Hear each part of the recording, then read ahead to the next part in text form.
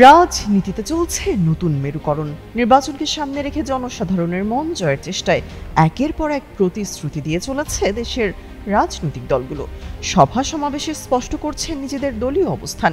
শনিবার রাজধানীর সোহরাওয়ার্দী উদ্যানে আয়োজিত এক খতমে নবুয়াত মহাসম্মেলনে বাংলাদেশ জামায়াত ইসলামের কেন্দ্রীয় সহকারী সেক্রেটারি জেনারেল রফিকুল ইসলাম খান বলেছেন, জামায়াত ইসলামী রাষ্ট্র ক্ষমতায় গেলে কাদিয়ানীদের অমুসলিম ঘোষণা করা হবে। তিনি জোর দিয়ে বলেন, এই নীতিগত অবস্থানে দেশ বা মুসলিম বিশ্বের আলেম সমাজের মধ্যে কোনো প্রকার দ্বিমত নেই।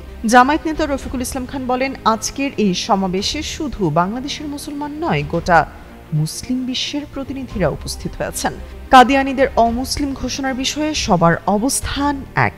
তিনি আরো বলেন, রাসূল সাল্লাল্লাহু আলাইহি সাল্লাম বহু হাদিসে ঘোষণা দিয়েছেন তিনি শেষ নবী, তারপরে আর কোনো নবী আসবেন না।